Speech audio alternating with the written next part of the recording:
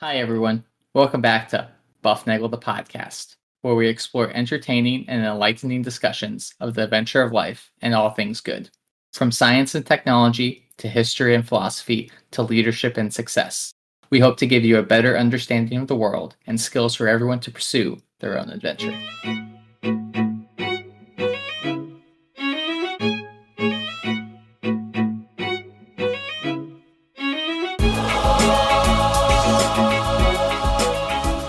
Hi, everybody.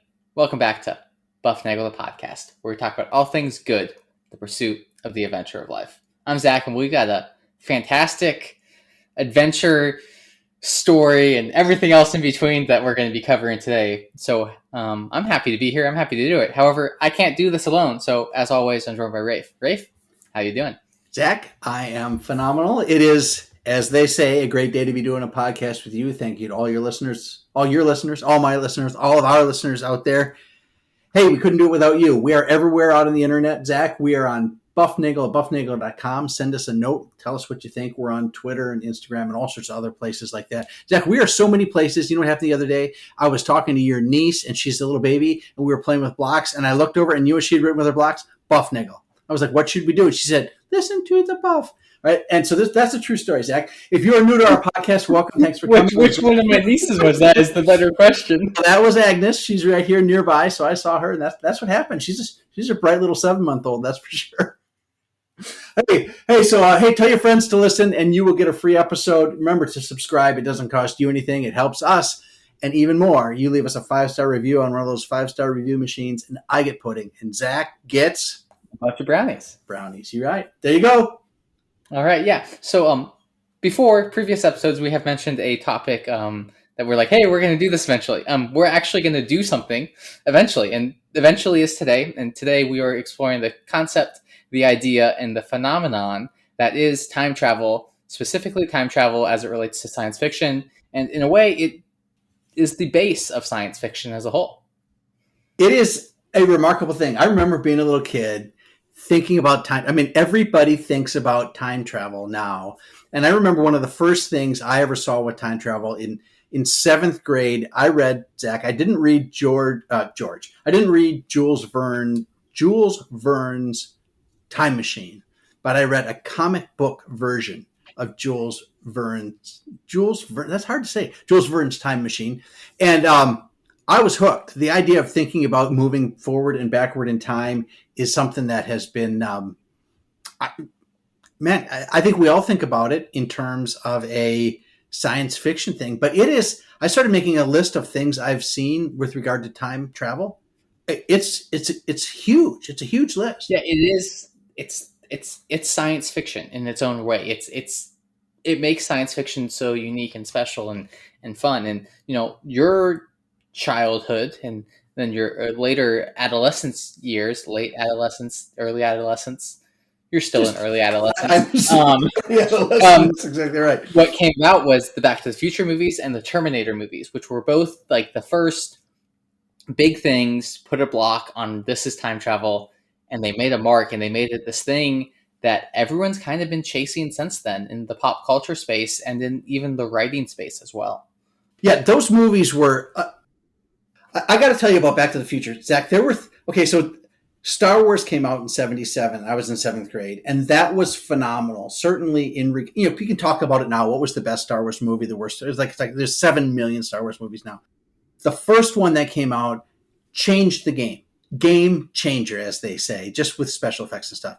And when Back to the Future came out in 1985, Zach, I got to tell you the story. I worked with these guys at work, and one afternoon they went to go see, we were both all programming stuff, and we were in college, and it was in the summer, and they went to go see Back to the Future. And I remember the boss's boss came in and said, where are Dave and Mark? And we had to say, they went to go see Back to the Future. And it was, to me, I always think of those two guys. The movie had such a pull that people skipped out of work, and they didn't get fired. They shouldn't have gotten fired. They didn't get fired. But it was a great movie, Zach. It just became, it was one of those iconic moments in film and in the storyline and how it presented time travel. Yeah, I mean, it did a lot of things in a unique, in a different way. I mean, a lot of things. We can talk about this, like the basis of time travel. It's just like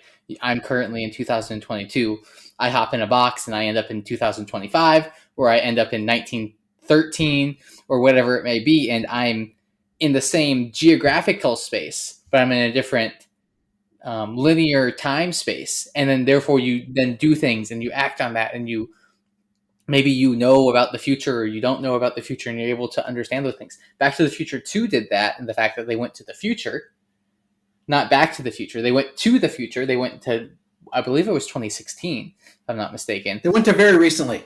Yes, yes, but apparently it was different, so they saved the day. But they got the sports almanac, and they then used that to be able to bet on games when they went back to the past in like 1985. Back to the So past, right. they could then make money because they knew what the future was. But like there's always the butterfly effect. There's these themes that come up in time travel of like, oh, if you affect the outcome of a situation, do you change the course of history? And then that gets into like parallel universes, which is a whole different thing we're not going to dive into too deep today. But it's just the idea that you are in a different place in time, and maybe you can lose your skills and understandings of the world that you have to be able to positively or maybe negatively affect the world that you're then put in. I think when you say that, you go into, you get in a box and you go somehow back in time. You go in a box, or you get in a trunk or a DeLorean. Right. I mean, there's the whole physics issue, but we're not even going to get into that because physicists are a joke. Okay, well, the physics thing is okay. This is what, because I was reading about this week and actually, Zach, in actual prep for this show, and I'm reading about this show. I do on a very regular basis sometimes, and okay, there are physics guys out there that say, yeah, you can move in time, you can do this. And I was reading about all these different ways that the physicists have figured out how to really move into time. And one of them said, like, I think, did I send that screenshot to you? Yeah, it's like, okay, but one of them said something like, well, they figured out ways you could do it. Like if you had a rotating cylinder of infinite length on the edge of a black hole. And I was like, well, that's... Of course I don't have that. It was like, oh, shoot, that's all I need? That's all I need? And then it's time travel, like with like nanoseconds of, and then you can't move anything except a photon or something like that. And then and they're not even sure if that really matters. And I'm like, okay, first of all, let's recognize that this is purely that time travel. A fictional thing. It's a fictional thing. It provides a lot of fun and joy. Like let's get that out of the way. It provides fun and joy. And great quotes, like, you built a time machine out of a DeLorean? And how many times do you see a DeLorean in traffic, which is very rare, but tell me you don't think, you built a time machine out of a DeLorean? In fact, Lego now has a DeLorean time machine. Like, they have the Back to the Future thing. It's just a set that just came out, right? So the DeLorean is everywhere. And everything about that movie was spot on, exactly the right way to go. But I keep thinking this, okay? So I was this little kid, and I was thinking, well, if I could go in time, I'm just going to like leave this place and show up somewhere else. And I keep thinking about this whole idea of the atomic theory. Like, do I take my atoms and move them through time and put them somewhere else? Because these atoms are going to, like, if I, like, the atoms that I'm breathing in and out now, all right, the atoms that make up me, they're constantly being switched out. And like, they are going to be somewhere in the future. It's not like they just disappear. So now the same thing is in the future. I mean, that doesn't make any sense to me, Zach. All right. But so like, if you leave where you are now in 2022 and then you show up in 2030, there might be a gap between 2022 and 2030 where you don't exist because you weren't present there. So that, again, it's more time travel made up theories. Regardless, the thing about time travel, though, that matters is whenever you set up a time travel universe, you have to be consistent with your universe. And I think, Groundhog Day does this. Mm-hmm. The Back to the Future movies do this. Primer does this. The Doctor Who series does this. Time Machine does this. All of they do, they create the framework for this is how time travel works in this. And we are going to fit and stay within it. And we mentioned the movie Midnight in Paris. There is a framework for time travel that works in that movie. Yeah, it is. All good fiction has to do that, right? I mean, you can't violate the internal rules, whatever they are, in your story. And that's why little kids have a really hard time writing stories, because they violate their rules as they go along through. They don't build that structure that you're talking about. So you're exactly right. They have to fit within that framework, and the DeLorean does that, right? It's got the flux capacitor, and you got to go 88 miles an hour, and whether you're being pushed by a train. It took a long time for that train to get to 88, though, Zach. In Back to the Future 3, that was the one that was like, you're not going to get there. You just can't generate enough power with that locomotive in that. Well, not with that attitude. Well, certainly when you're climbing around on the outside of it and you're waiting for the lady to show up and you got, and go over. But you know what? They stayed consistent. They were like, we have to get to 88. So it wasn't like, oh, we can now change it to get to 50 because we're in the 1800s. No, it's the consistent framework. And I think movies and stories and fiction that violate their own rules are not very good. And I think this is beautifully shown in my personal favorite time travel movie, which is Live, Die, Repeat with Tom Cruise. Okay, so Live, Die, Repeat. It had two different titles depending on if it was in the UK or in the US. Is that right? No, so its original release name in the US was Edge of Tomorrow, but then when the movie came out on DVD, they ended up going and changing it to Live, Die, Repeat, which was the tagline for the movie. And well, it's pretty simple: is you live for a little bit and then you die and then you repeat the whole process. Live, Die, Repeat. It was pretty much a video game, but like a movie. Like the shooter video games of you live, you kill some things, you die, and then you respawn, you come back, and you live some more, and then you die again, repeat. So you live, die, repeat, and that the tagline of Live, Die, Repeat was a lot more conducive to like what the movie was about, and allowed people to understand it. And people, Edge of Tomorrow, like it sounds cool. I love that title, but it just didn't generate with audiences, so they moved and they transitioned it to Live, Die, Repeat. So the official name of the movie is actually Live, Die, Repeat. It is Live, Die, Repeat. All right. So, and in that movie, so Tom Cruise is this guy, right? And he just starts going through his day, and he ends up, they're fighting the aliens or something like that. And he dies, and he comes back to a certain position in his army training. Right? He comes to a reset point. But so the aliens are actually time manipulation aliens. So they have a big leader, and then they have minions, and then in between the big leader and minions are things called alphas. And these alphas are like scouts, and if they get killed, they tell the Omega, which is the big leader, hey, I got killed, we got to reset this thing so we can do it right. What happens to Tom Cruise's character is he runs into an Omega, and he kills their Omega. But when he kills the Omega, he also kills himself, and his blood, the Omega's blood, fuse together, so he technically becomes their Omega. And then he resets. The day resets because the alpha died. The Omega resets the day, and Tom Cruise, who is now the alpha, he resets the point of time like 24 hours before they died. So he's like, oh, what just happened? Did I have a crazy nightmare? And it's the story of him figuring out, okay, cool, I gotta learn how to pilot this mech suit that I'm fighting these aliens with. While also having the one other soldier on the battlefield who's actually knows what they're doing, recruit them to my cause, and then us go kill this thing that's resetting the day and preventing us from winning. And so that's the movie. But isn't it every time that they go back and reset, the aliens get smarter? They're just like him. They remember. They learn too from the like in Groundhog Day. He learns and remembers. So, can we give away the ending or not? We can get to giving away the ending, but okay. I think there's a little more important points to know. Well, I'm going to do a couple things. As you were telling me that, because I saw that movie a couple times, all right, and it took me a couple times to figure it out. And you were telling me what's happening. I'm thinking, how many times did you have to live, die, repeat of watching Live, Die, Repeat in order to get enough knowledge in your head to be able to trace that? Like Groundhog Day. Okay, here's the question.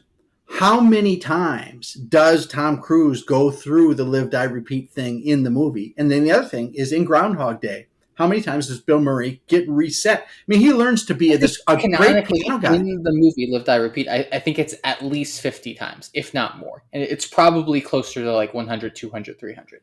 Based on just, they have a montage of like Tom Cruise dying. It's the Tom Cruise dying montage. It's him getting run over by a train, him being in the wrong spot. And it's just like he had to figure out like how am I going to attack this thing so I can put myself in a position so we can get through this wave, so then I can get to the Omega and we can kill that thing and do the thing. There's a point in the movie where he and the girl get out, right? And they're at the farmhouse or whatever. And she says, we should do this. And he's like, we shouldn't do that. And of course you're seeing it for the first time. Yeah. And she's seeing it for the first time. But Tom Cruise has seen it like a zillion times at this point. And he knows exactly what's going to happen if you go and you try to go over there. There's a helicopter they can take off in, or another car. And he ends up saying, hey, if you take the helicopter, two of the things are going to come out of the ground that are sitting over there. They're going to take you off. You've never made it off the ground. Then they're going to come after me and I die. That's what he says. Start the car into the thing. He's run through every single scenario. And then, of course, over the time, he's been hanging out with her for 50 plus times at this farmhouse. He knows her coffee order. So for her, it's just like, how do you know these things about me? Because I've physically only spent this much time with you, while you have spent so much time with me. So this almost becomes, there's this philosophical thing that comes up in this movie, which, again, science fiction movies and time travel movies, they need to have this underlying philosophy thing coming in of like, here's Tom Cruise. He's experienced all these events so many times. He's battle hardened in that way. And then here is Emily Blunt's character, who's this like, this is new and fresh to me. How do you know me so well when I don't know you well? And there's this dichotomy of power that almost shifts. And it's Tom Cruise's job, really, when you're in that position, to balance that so that person feels like an equal. And that's the thing that was amazing watching that movie, because you know at that point he's going to tell her, don't go do it because you're going to die, because he's seen it so many times. But for her, it's the first time, every time. Yep. She never learns. All right, she never learns the because every time he meets her, it's the first time for her. So he has tried all of these routes. It's like you said, it's just like the video game where you try over and over and over and over again to figure out just how to get out to level 2. And you have to, and then if you lose there, you got to go all the way back and do it again. It's just exhausting. And it's not like it, for him, it resets a little farther down the line.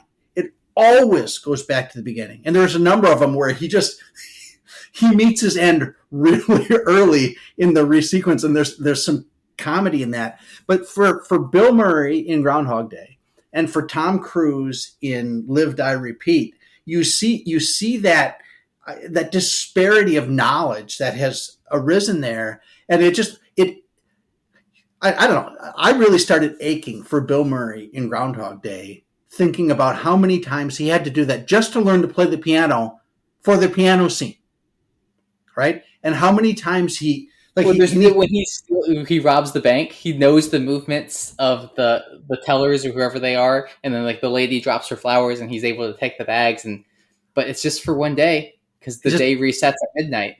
And he's got to, and if he has a plan, he's got to do it again. And it just, to me, it was excruciating to hear them try to explain to the other people who are seeing it for the first time that he has done this over and over and over again. And I read a review about Groundhog Day and some of the philosophical and religious and moral implications of the story Groundhog Day, and how it, how it's about perfecting the good so that you can be what you can be, and that's the only way out. And it just, I don't know. They said in the review that he went through it something like 10,000 times. All right. And that's like, it's this Sisyphusian, this pushing the rock up the hill over and over. But what if you learned every day to do it a little bit better? And this day you could get, like, you think you're almost going to get to the hill with the rock. Every day you're pushing the rock. And to me, it Live, Die, Repeat and the Groundhog Day were these, I just found them spellbinding from a mind conceptual point of view with regard to how you build knowledge and how you can use it. And when other people don't have it, well, how does that create, like you said, that power differential? Yeah, I mean, additionally, too, you mentioned it, there's this courageous factor that comes into play with Bill Murray and Tom Cruise's character. It's just like, every day Tom Cruise is like, I got to wake up and I got to find a way to end this thing. And eventually he does find a way to end the thing. They leave before the main... this movie's been out for like 10 years. So if you haven't seen it, that's on you. You can tell. Yeah. But they leave before the main invasion, and they end up going to Versailles, No, not Versailles. The Louvre in Paris, and it's flooded and stuff like that. And they got one shot because at this point, Tom Cruise has lost his ability to reset the day. So Yeah, like, because we got one shot. some So blood issue or he something. got new blood transfused into his body that didn't have the Alpha's time setting ability. So he's Right, like, we got okay. one shot. The same thing happened with Emily Blunt's character. She had the same thing happen to her, which allowed her to win the battle at Verdun, which her character's name is the Angel of Verdun. But that's a different point entirely. Okay, all right. So that's and Bill Murray does some things that are of questionable moral. Um, uh, that you probably shouldn't do them. He eventually comes up with a million ways to commit suicide. Yep. Right, because he tries to find a way out of this without before he realizes that the only way out. What we've said this before, Zach. The only way out is through, and the only way through is to make yourself the person you were called to be. And in Tom Cruise's case, it's this act of courage, because at the beginning of the movie, he has no courage. He has no grit. He has no anything. He is literally an empty shell, which is very different from a Tom Cruise character. He has none of that. But at the end, he's like, we got one shot. And he ends up being the one. He dives into this lake and he sees, the Omega, the big beast. And he's like, all right, cool. And he's the one that rips the pin out of the grenades. And he's the one that's falling into the water with the grenades around. He's like, if I go down, I go down, but everyone else is going to live. Yeah, and that's it. At the beginning, isn't he just like some sort of like paper pushing kind of candy ass little? He's a shell. He's a shell. He's a shell. He's not a. He has no character. He has no depth. He has no courage. He has no skill. But eventually, he develops that stuff, and then they reset the day. And by resetting the day and killing the Omega, they win the war. And it's like, all right, cool. On to the next thing. So it's a beautiful. I don't know. I think it's a fantastic movie. Think about Bill Murray in the Groundhog Day. He starts at the beginning. He is fully 100% the most arrogant, self-centered guy out there. I mean, he even says at one point when the tunnel is closed or the bridge is closed and they can't go back and they're stuck in the snowstorm. He says. He says there can't be a snowstorm. I make the weather. I mean, he has a God complex going on inside him at the beginning, and it takes him 10,000 tries to get to the point where he has to step outside of himself, become virtuous, do all these other things that are not his natural state in order for him to get out. So that's Groundhog Day. That is Live, Die, Repeat. You want to talk about it again, Zach? We'll just keep going. Keep going. No, I think we're going to go with the psychological sci-fi movie and time travel movie, which is Primer, which is something we saw about 10 years ago. I'll bet it was a decade. And this it's been heralded as like crowned the time travel movie. It's an hour and 20 minutes long, maybe. It's pretty short, but it's dense, it's heavy, it's complex, it's philosophical, it is wacky, and it is weird, but it is worth the 77 minutes to watch. Yeah, we watched. I remember that you and Harry and I watched it, and I just found that about every 15 minutes we would stop. We'd have to stop the movie and discuss it because to try to keep track of where we were in the line. The movie is set up in kind of a disjointed way, deliberately, to try to get you to feel the same thing the characters are feeling in their disjointed understanding of what they have discovered. Yeah, so what they discovered is they've discovered a way to make a time machine. And this is legitimately a box that you get into. But instead of the normal box that you get into, it vibrates a little bit and then you're magically transported to where you need to be. You legitimately have to wait in that box for the amount of time to travel back in time to be at the point of origin. So there's this weird loop going on. So if I want to go 8 hours in the past, yeah, I have to sit in the box for 8 hours. Yes. Right. And then when I come out, it'll be like 8 hours. It's like the time goes backwards, and like when you're in the box, the time's just going the other way. Yes. And then so you come out and you do whatever you do. And at the end of your time, well, essentially you get in the box, which completes the circuit, and now you're back to normal.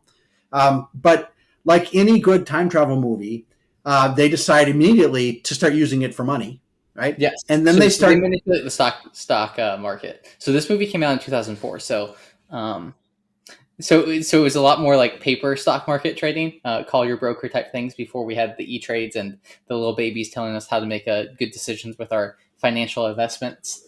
Um, but they manipulate the stock exchange, but by the loop that they enter, you end up with two people. You end up with Rafe A and Rafe B. You have Rafe A who enters the box. You have Rafe B who exits the box. So there's this loop of multiple people coming, and so you have to keep track of them. The box before Rafe gets in. Yeah, Right. So that's the whole thing. If I know what's going to happen, I need to go put myself away for a while. All right. Until that amount of time has passed for me to come out. And then once that amount of time has passed, because that person's going backwards and I'm going forwards. And then what I'm going to do is I'm going to get in the box after that person comes out. And then I'm going to go back to nothingness. And my double, who is really me in the future, but now in the past, will now catch up to me. Yeah. And on we go. But of course, hilarity ensues because I wouldn't call it hilarity. A lot of because it's very psychologically taxing of what is going on. There are 7 versions of each character. There's only 4 characters, but there's 7 versions of each. It's difficult. It's hard to understand. It's one guy ends up killing his double and killing his. There's all these other things going on. One guy gets sick because he spends too much time time traveling, so his body gets time travel dysmorphia because that's what it's called because it's time travel up anyways. Well, one guy builds a time travel machine and takes it with him into the past. So he creates a time travel machine. He then disassembles the time travel machine. He gets in the already made time travel machine with his disassembled box, goes in, creates a thing. And then, so there's multiple of them running around. They're doing things. And it starts with them being, being out for money. And then they realize that, this is bigger than something that we know how to deal with. And it's interesting because the guys who wrote the movie, they let me find it here a second. They were Caltech, math and physics majors, engineer dudes, right? Yeah, they were real science people. But what I'm looking for is the themes that they talked about. They said what you can see is the guys who discover time travel. They're actually trying to work for a way to get semiconductors to not overheat or something like that. And they discover time travel as this secondary effect. But what's interesting is they have no. The main theme is a lot of scientific discoveries in history have happened on accident. So them finding time travel was a byproduct of them trying to do this other thing of some cooling thing or something like that. Yeah, but what they find out is that they are grossly unprepared for the moral and ethical complications that come with time travel. One of them is really cautious and wants to be very careful with it. The other one's, let's just go make money. Let's go get girls. Let's do whatever, So it becomes those two have a relationship and it's difficult. The guy who wrote it said that the first thing I saw was these guys as scientifically accomplished, but ethically they are morons. They had no reason before to have any ethical questions. So when they are hit by this device, they are blindsided by it. The first thing they do is make money with it. They are not talking about the ethics of altering your former self. So there's all sorts of understanding of who you are, what makes you, what should you do with this kind of power. And it is a mammoth intellectual undertaking to watch this movie, and we cannot recommend it higher. Is that right, Zed? Yeah, I think it's considered the smartest time travel movie ever made. It's because, of course, it was made by a guy who went to Caltech, so he knows more than most people. But it's just wacky, and wacky is good, but it adds this different take, especially that you have to wait to get back in time rather than just the magical moment it happens. It's important because those are important things to come because they become those ethical dilemmas. Then there's 2 of you. There's clones. There's repeats, whatever you want to call them, and you have to deal with that. So it's important to note that it kind of sets the standard for this is time travel, and then again, because you're dealing with time travel, you're dealing with fiction. You have to work inside the rules of your own universe, which provides a lot of different things. And then the movie ends with one of the guys trying to make a time travel machine factory of setting up different machines so multiple people could go back in time and do multiple different things.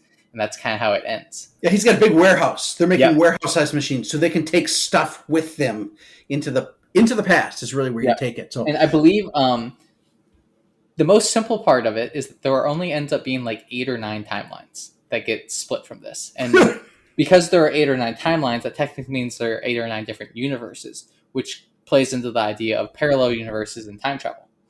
well, there's the whole thing of the multiverse, and we could go into that. I'm finding like what I'm seeing from the comic book movies now is they've all discovered that, hey, here's what we'll do. We can not only reboot a character and a storyline, we can reboot whatever version. We could have George Clooney come back as Batman if we do the right if we do the right parallel universe thing. Yeah, to get the multiverse. And I'm a little how should I say it? Tired, unimpressed, underwhelmed. I guess underwhelmed with the whole multiple universe, multiverse thing where you're going across them and everybody exists in multiple. Because if that's the case, then that's an old narrative, Zach. That idea that there are multiple universes, and how do we know that we're not? The one where we live in is just one out of many, and therefore we're not very special. And maybe but the one we're living is the one we are presently. It's the one where we are conscious and aware, and we're acting and doing things. So therefore, it's the one that matters because we are here.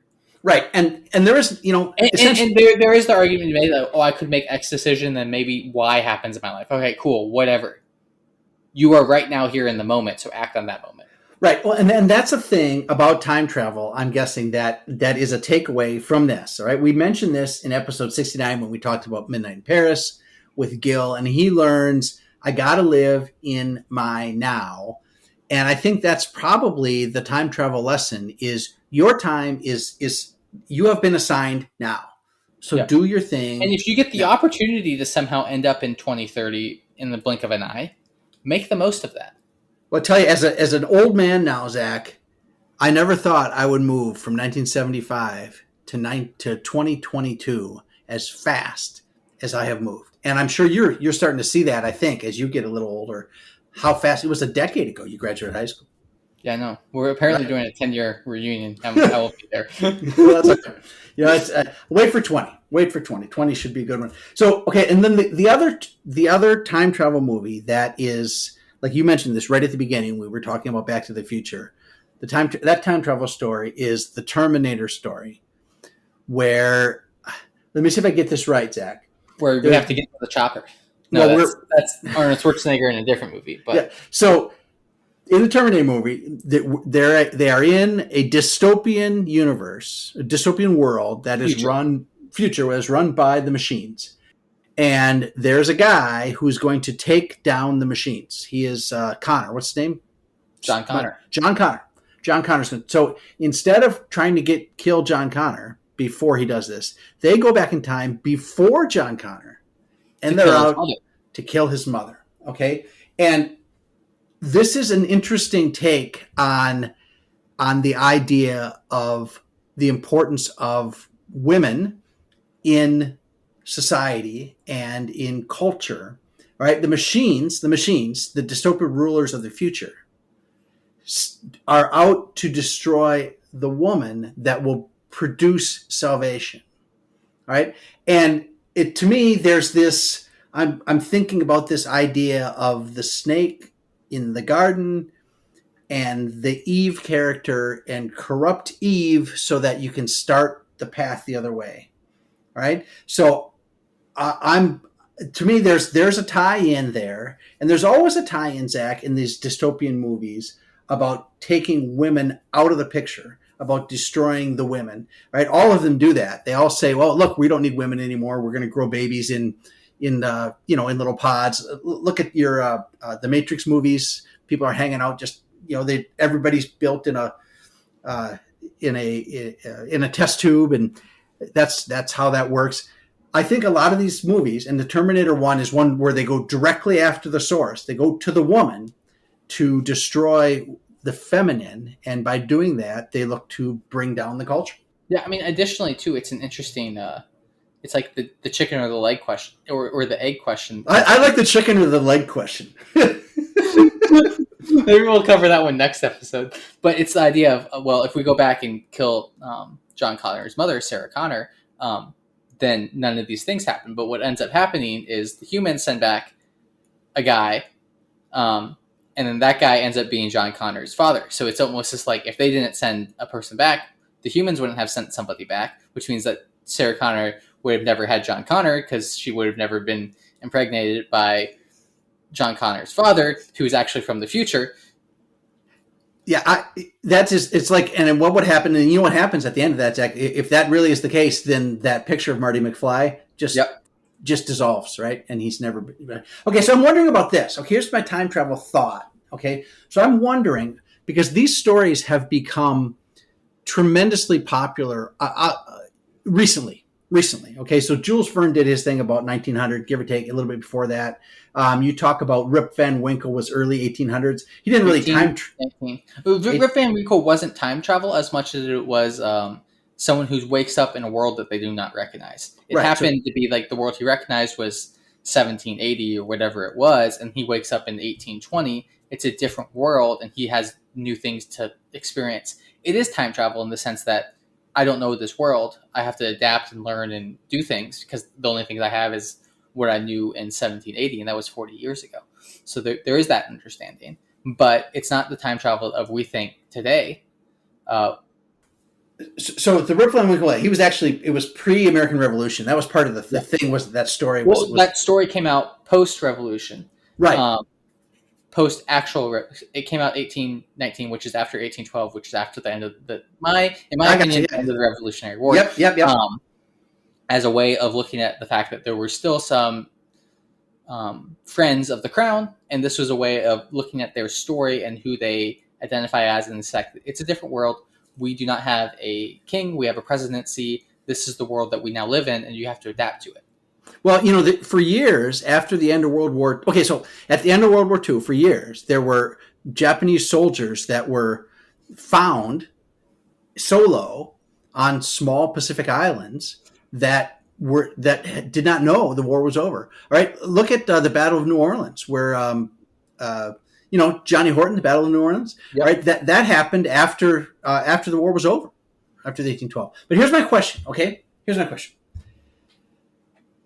Do real time travel stories require a mindset of the concept of technological progress? No. Okay. So is it about meeting people you didn't or wouldn't get to meet, or is it about a world that you did or that you didn't live in, or you will live in the future? Right. So like if I go back to prior to the Industrial Revolution, there was progress that happened. But there wasn't a lot of progress, right? Things were still rather slow. Horses drove things. You had beasts of burden. Everything was very agrarian.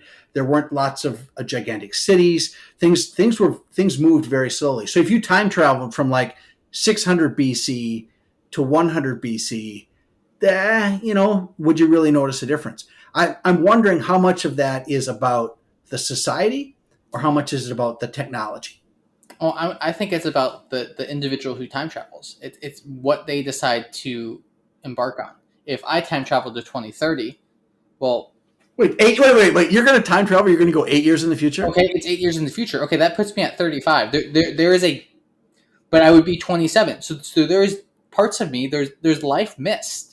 And how do I live my fullest life and be able to give back? If I go 100 years in the future, 100 years in the past, what am I doing to positively impact people? It's about me taking the action and say, okay, this is my situation. This is how to make the best of it. Regardless of the fact of is there technology around me or not around me? It's like, how can I positively impact the people around me? And you see this, Tom Cruise does this. Bill Murray does this in Groundhog Day. They change who they are as a person to better impact the people around them. That's what it's about. You are given an opportunity to do this thing, so you might as well take advantage of it. Because you're not going to always have the opportunity to change and grow in those ways. So you see it you see the time travel thing as, lack of a better term, just another plot device to create tension in a character that needs to be resolved, and hopefully resolved in the improvement in the growth of the character. Yeah, it's a tool that allows that. Actually, and then there's the additional tools. There's allows to be the fun science fiction stuff that we enjoy and we are fascinated by. So did Back to the Future have a growth Yeah, component? Did Marty grew. Doc grew. Doc, before Marty goes back in time, extremely carefree, and he's just like, I'm going to do things. Marty comes back in time, and then he comes to the future, and Doc has realized that he can have an impact, and he can positively impact people because of the way Marty interacted with him in 1985. That's important and that's special. all right, all right.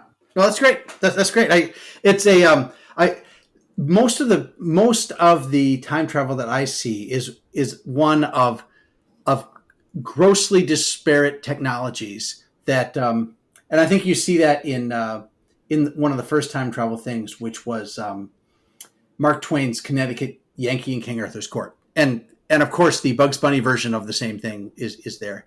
Yeah, but Zach, it is a time travel is a thing that I'm. You know what?